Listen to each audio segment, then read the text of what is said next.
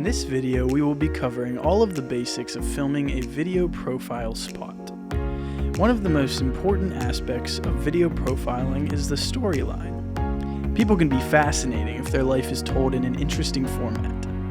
So before you start your profile video, make sure your subject is someone who does more than just sit in their room all day. The best profile videos are composed of people who have at least a few interesting hobbies.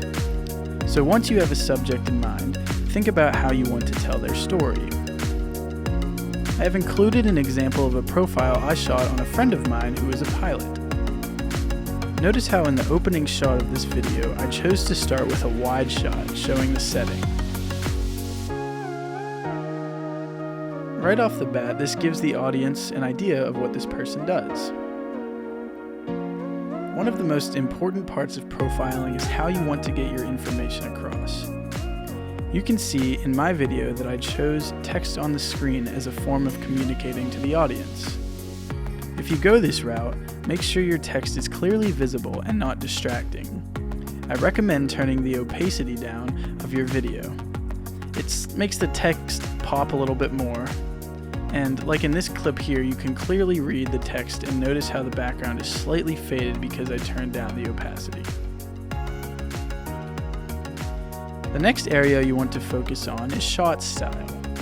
It is definitely important to diversify your shots so that the audience is not constantly watching a mid-range shot of your subject.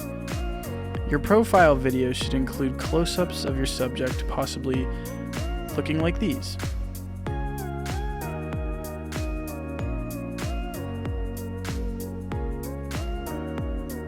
Mid shots of your subject,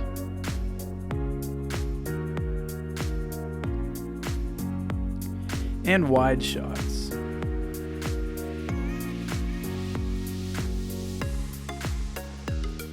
These shots will keep the viewer engaged in your story. You also want to make sure you provide cutaway shots. You do not want a 1.5-minute long video that never leaves one person.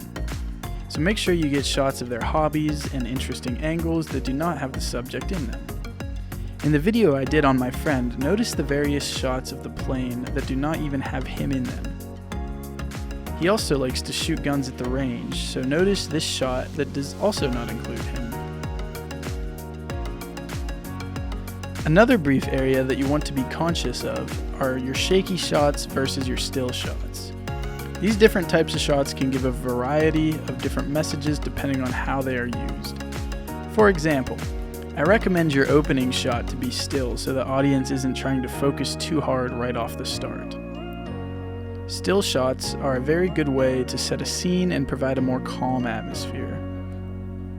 Shaky shots can be used very efficiently as well.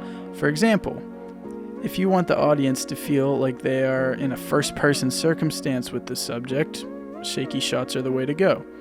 Notice how some of my shots on the plane are a little shaky to make it known that I was in the cockpit with my friend. These are just a few things to think about when deciding on your shot style. And lastly, you want to think about music and how to incorporate that. I mentioned this in the previous video that outlined all the basics of Premiere editing and how to avoid copyright. But in case you missed it, there are plenty of royalty-free music sites available for you to download music from. A fan favorite is Bensound. I would not recommend YouTube to MP3 because you will eventually get copyrighted with that approach, so just be mindful of where your music is coming from. That does it for this video. Hopefully this helps with any questions or concerns on proper video profiling.